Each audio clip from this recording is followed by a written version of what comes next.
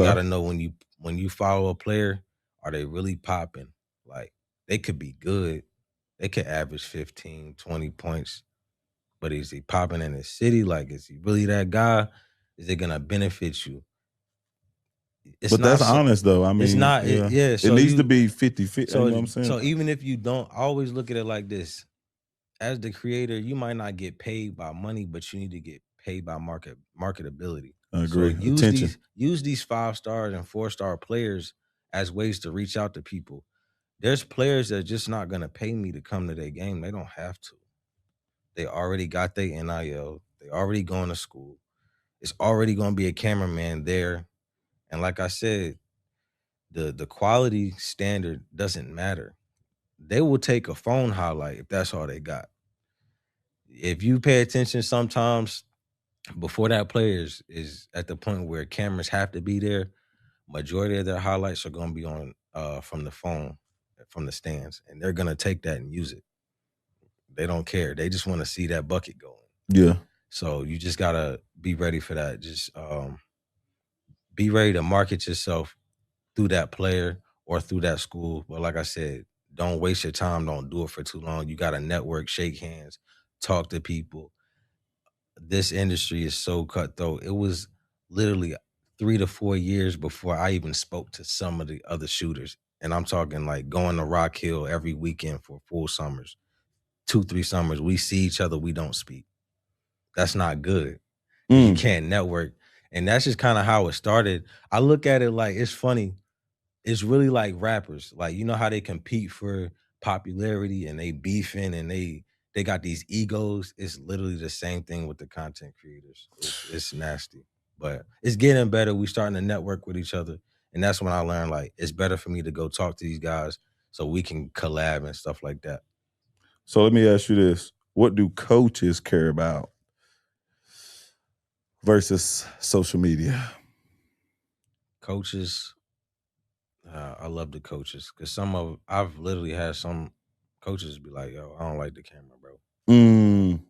Like one of the coaches I played for looked at me and was like, "Bro, I love you, but like he don't like when I'm at the game because he can tell these coaches can see how their players react to the camera. So you got some coaches that understand what it brings, and even the coach that told me he didn't like cameras, he ended up paying me for a highlight because he knew that that's what the player needed to get recruited, to get exposure. So the coaches, some of them are kind of warming up to it. It's part of the game. It's part of the game. It's definitely part of the game. It's a big effect on the game. It's to the point where they're changing the rules in the game. And so now, kind of sidetrack, but so if you notice now, depending on where you at, they'll give you a tech for celebrating a 3. That's the new rule now.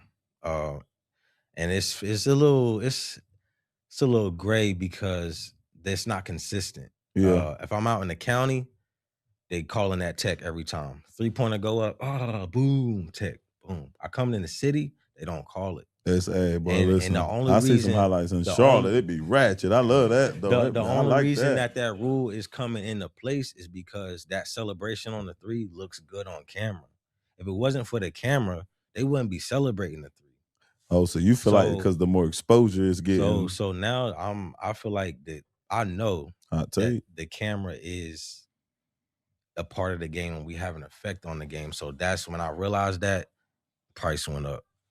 Because now not only am I making the player better, I got the referees changing. We have the referees changing calls. Also got a content creator who was taking a referee class and they watching my YouTube games teaching the class. I said, yeah, price going up. like we have an effect on the game. So that's what makes me love it. So I'm like, yeah. So now I'm in the game, like really a part of it, emotionally. But so listen, man, let's transition to this, man, because you know me and you be shooting back ideas on like what's going on with content and highlights. So like right now, I'm seeing a transition where it's like R&B, slow music, one highlight. I'm talking about slowing down. I'm talking about it goes with the music. The move drops with the beat. That is looking like it's more popular right now.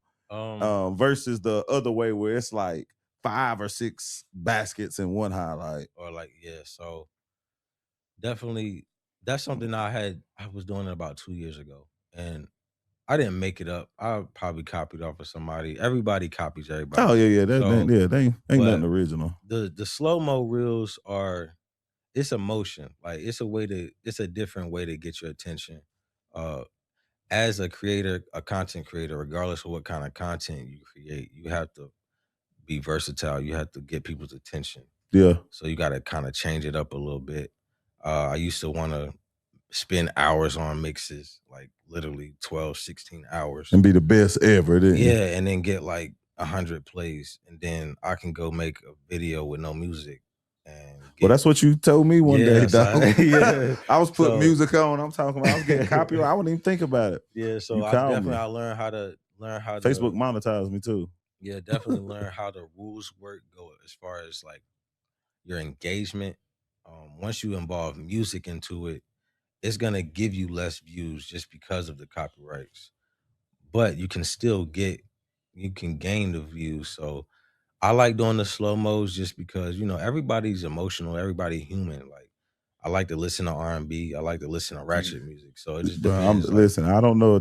That trend is popping because So- that's what got me. Like that one Kawhi step back on OG Anunoby, and they had that Nipsey Hustle, yeah. and they had it, I'm gonna love you.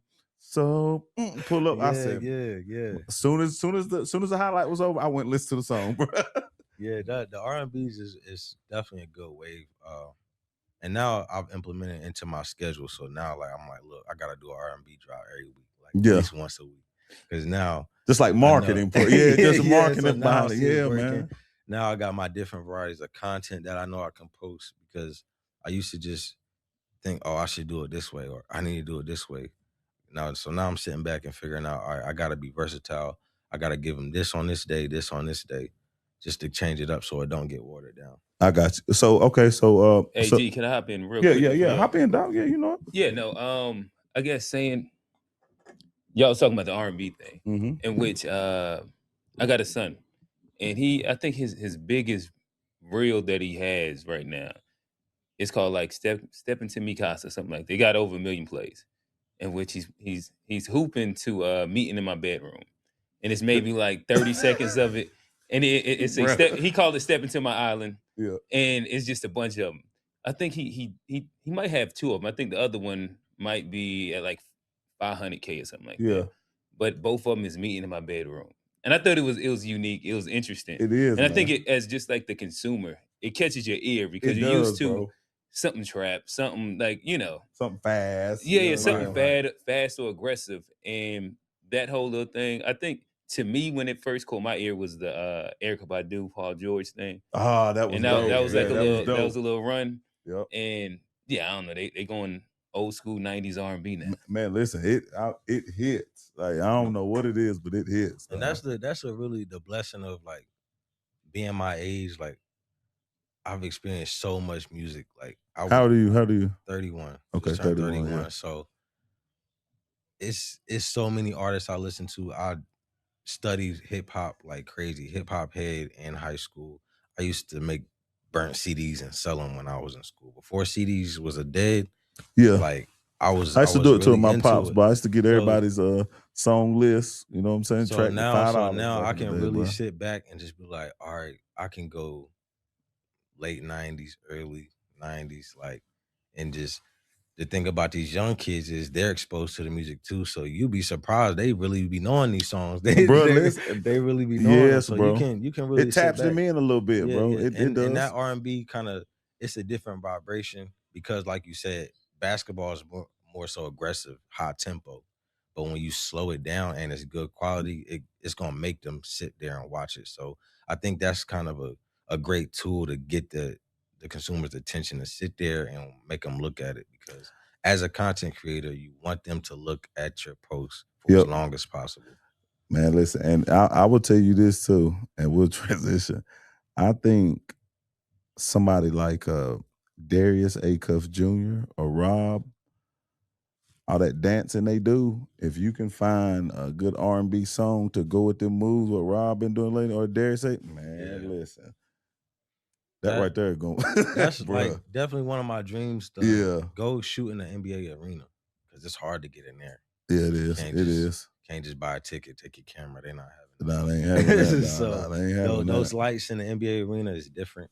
Gives you a higher quality for your shots. So that's a big dream for me to go do that.